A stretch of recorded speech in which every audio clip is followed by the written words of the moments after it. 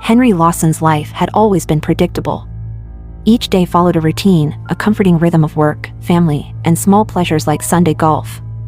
But that evening, as he entered his home, the familiar comfort fell off as though the very air had thickened with an unspoken tension. Emma was seated at the dining table, a bottle of red wine opened, 2 glasses prepared. The sight was unusual. Emma rarely drank without an occasion, and yet here she was, waiting for him. Her hands wrapped tightly around the stem of her glass, her face was calm, but her eyes betrayed a storm brewing beneath the surface. "Hey, Henry," she greeted, forcing a smile as he dropped his keys on the kitchen counter. "What's all this? Celebrating something?" Emma's lips curved into a faint smile that didn't quite reach her eyes. "Sit down, Henry. We need to talk." It wasn't the words that sent a chill through him, but the tone, calculated, rehearsed. Henry's heart began to pound, a sense of dread tightening around his chest. He pulled out a chair and sat, reaching for the wine glass she poured for him. "Emma, what's going on?" he asked, his voice steady but his mind already racing through worst-case scenarios. Emma took a sip of her wine, her gaze drifting momentarily before settling on him.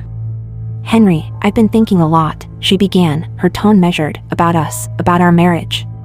Henry set his glass down, leaning forward slightly. "What do you mean? Is something wrong?" She hesitated, and in that pause, Henry saw the woman he had loved for more than 2 decades grappling with whatever she was about to say.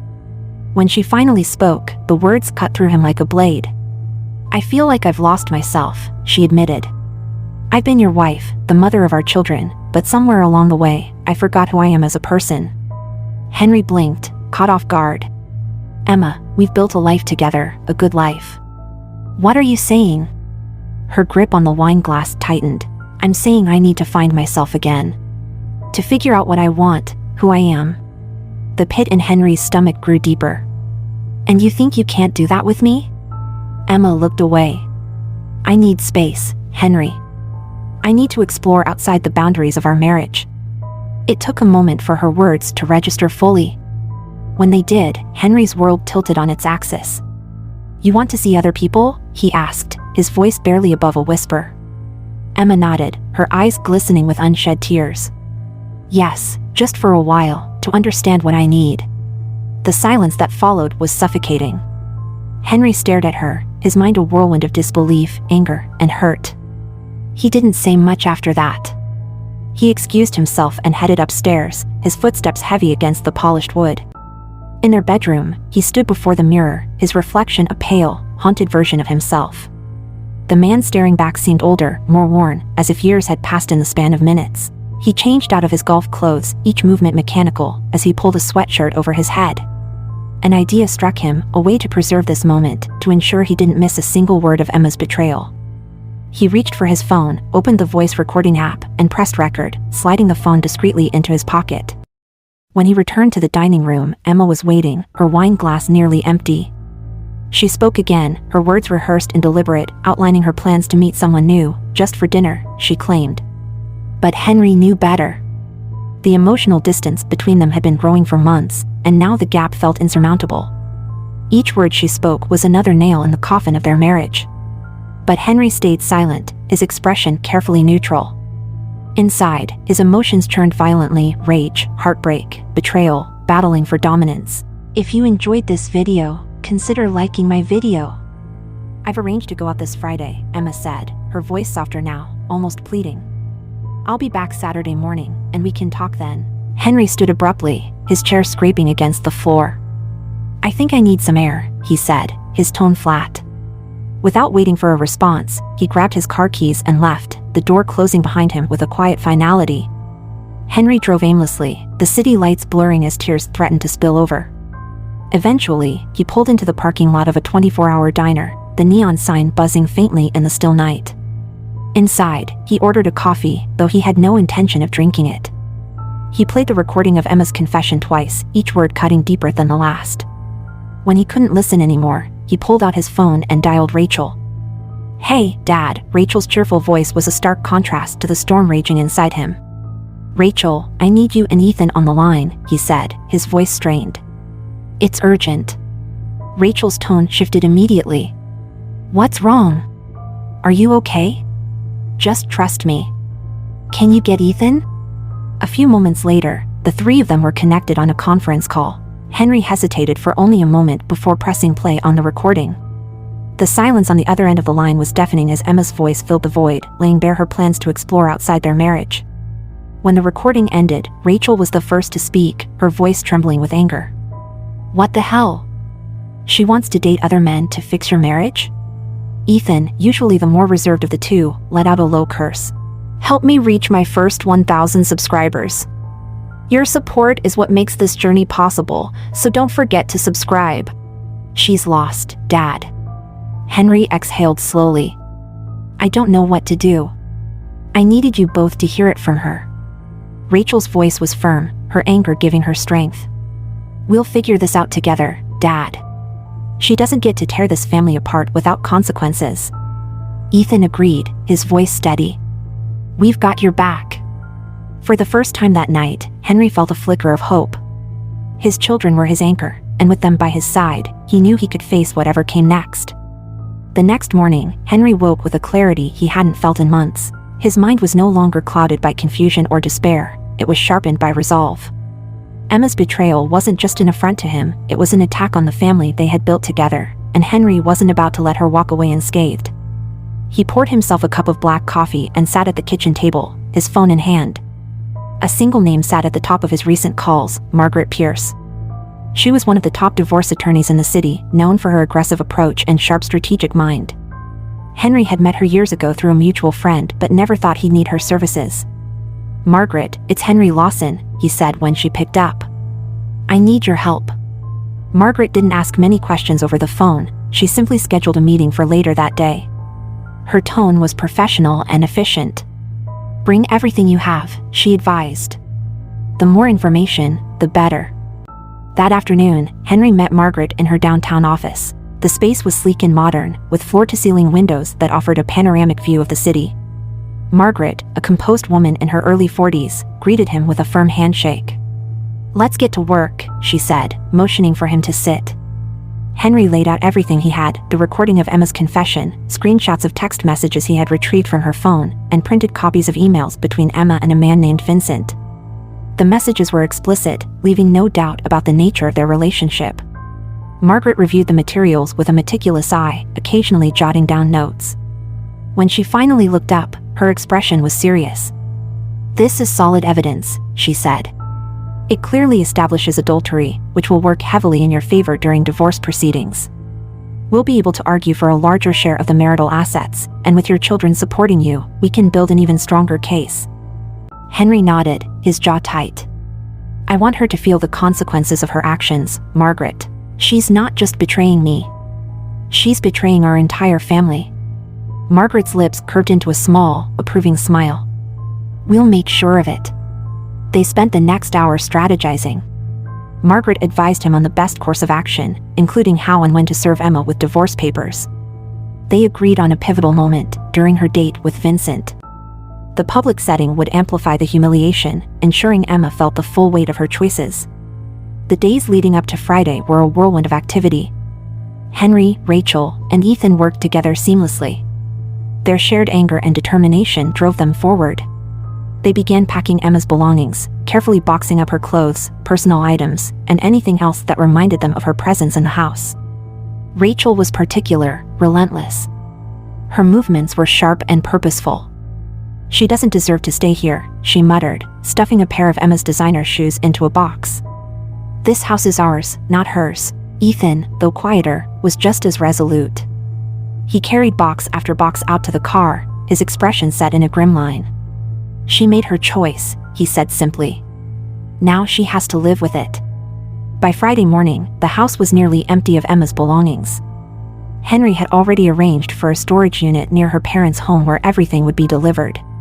The locks on the doors were changed, and the house felt different, lighter, as if it were finally shedding the weight of betrayal. Henry stood in the living room, taking in the silence. "This is it," he said, his voice steady. "Tonight, everything changes."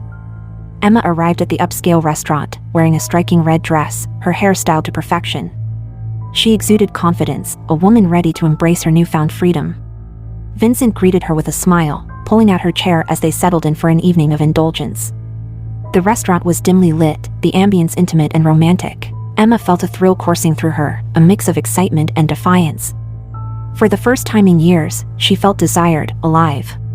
Their conversation flowed effortlessly, punctuated by laughter and shared glances. Emma sipped her wine, savoring the moment when suddenly a familiar figure appeared at their table. "Mom," Rachel said, her voice cold and cutting.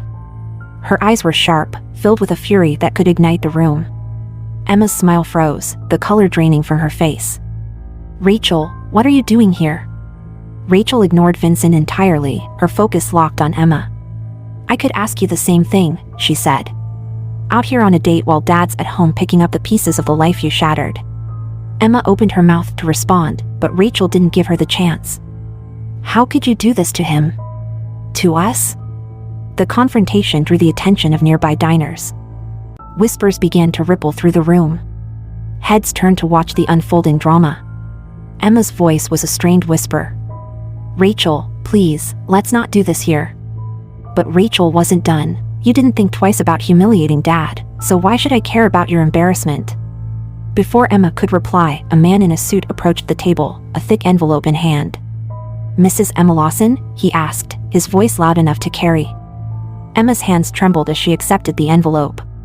"Yes, that's me." "You've been served," the man announced, placing the documents firmly in her grasp. The room fell into stunned silence. Emma sat frozen, her eyes wide with shock as she stared at the divorce papers in her hands.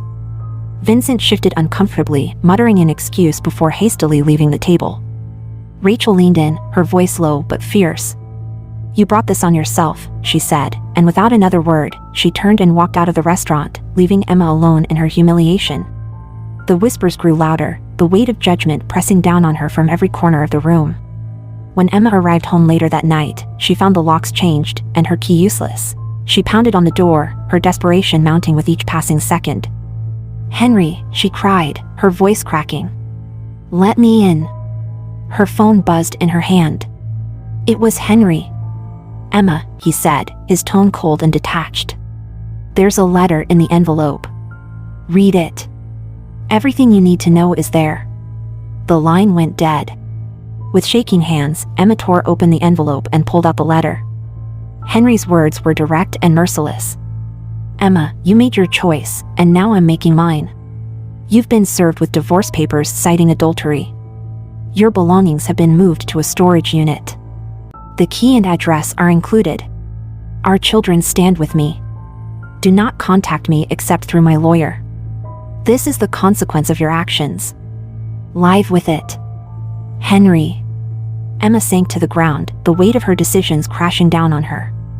The life she had taken for granted was gone, and she had no one to blame but herself. Emma sat on the cold pavement outside her former home, the weight of Henry's letter heavy in her lap. The words were simple, but their meaning was a brutal reminder of the irrevocable damage she had caused. She had gambled everything, her marriage, her family, her home, and lost. She wiped her tears hastily and fumbled with her phone, dialing Rachel's number. It rang once, twice, before going to voicemail. Emma swallowed hard and tried Ethan next. The same result. Both of her children had shut her out. She let out a shaky breath, staring at the darkened windows of the house that had once been her sanctuary. With no other options, she gathered herself and made her way to the storage unit Henry had mentioned. The long drive through the quiet, empty streets gave her plenty of time to reflect on the choices that had led her here. The storage unit was a cold, impersonal space. Emma unlocked it with the small key Henry had included and found herself surrounded by boxes, neatly labeled with her name. It was a physical manifestation of her exile, everything she had once shared with Henry, now neatly compartmentalized and removed from the life they had built together. She spent hours sitting there, rifling through the remnants of her old life, photographs, keepsakes, clothes. Each item was a painful reminder of what she had thrown away. By the time she finally left, dawn was breaking, and Emma felt like a shadow of the woman she had once been. Monday morning arrived with a heavy sense of dread. As Emma walked into her office, she kept her head down, hoping to avoid the curious gazes of her colleagues, but whispers followed her like a shadow. And it wasn't long before the full weight of her public disgrace came crashing down. The video of her confrontation with Rachel at the restaurant had gone viral. A fellow diner had recorded the entire scene and posted it online, where it had quickly spread across social media. The comments were ruthless, with strangers condemning her actions and labeling her as selfish and unfaithful. Her boss called her into his office by mid-morning, his expression grim. "Emma," he began, his tone heavy with disappointment, "I'm sure you've seen the videos circulating online." She nodded, her throat too tight to speak. "This kind of publicity is damaging, not just for you, but for our company. Effective immediately, we're putting you on an indefinite leave of absence." Emma felt the ground shift beneath her. She had expected judgment from her family and friends, but the professional fallout was a blow she hadn't anticipated. She left the office with her head bowed, the reality of her new life settling in. Alone. Unemployed. Ostracized. Weeks passed, and Emma's isolation deepened. Her attempts to reach out to Vincent were met with cold indifference. After the public spectacle at the restaurant, he had quickly distanced himself, unwilling to be associated with the scandal. His final message to her was curt and final: "We should move on. This isn't what I signed up for." Emma tried to rebuild some semblance of a life in her small, cramped apartment, but without her family, her work, or even Vincent, the days blurred into one long stretch of emptiness. She spent her nights scrolling through old photos of her family, each image a painful reminder of what she had lost. The loneliness was unbearable. She thought about calling Henry, begging for forgiveness, but she knew it would be futile. His letter had made it clear there was no going back. Her children's silence was equally painful. The realization that they had chosen Henry over her was a wound that refused to heal. One evening, after another failed attempt to contact Rachel, Emma found herself scrolling through social media. She stumbled upon a post from Henry. It was a photo of him, Rachel, and Ethan, smiling together at a family dinner. The caption read, "Stronger together." Emma stared at the screen, tears streaming down her face. The family she had once taken for granted was thriving without her, and she was left with nothing but regret. Amid the darkness, Emma began to confront the harsh truths about herself. She had spent years ignoring her own unhappiness, believing that stepping outside her marriage was the answer. But the choices she had made were selfish and short-sighted, and they had cost her everything. Determined to find some form of redemption, Emma started therapy. Her sessions were raw and painful, forcing her to confront the root of her discontent. She talked about her marriage, her affair, and the deep-seated insecurities that had driven her to seek validation from someone else. Slowly, she began to piece herself back together. She joined a local community center, volunteering her time to help others. It was a small step, but it gave her a sense of purpose. Emma also focused on rebuilding her relationship with Rachel and Ethan. She sent them letters, apologies that acknowledged her mistakes without expecting forgiveness. At first, there was no response, but over time, Rachel began to reply, cautiously at first, then more openly. Their conversations were tentative, filled with unresolved pain, but they marked the beginning of a fragile reconnection. Months turned into a year, and Emma's life slowly stabilized. She found a new job, one far removed from her previous career but fulfilling in its own way. Her relationship with her children was still a work in progress, but she cherished every interaction, no matter how small. Henry, meanwhile, had fully embraced his new life. His bond with Rachel and Ethan had only strengthened, and he had even begun dating again. The pain of Emma's betrayal still lingered, but it no longer defined him. He had rebuilt his life, and he was happy. One day, Emma received a letter from Henry. It was short but sincere, acknowledging her efforts to make amends and wishing her well. It wasn't forgiveness, but it was closure. Emma folded the letter carefully, holding it to her chest. For the first time in a long while, she felt a sense of peace. Her journey was far from over, but she was finally on the path to healing.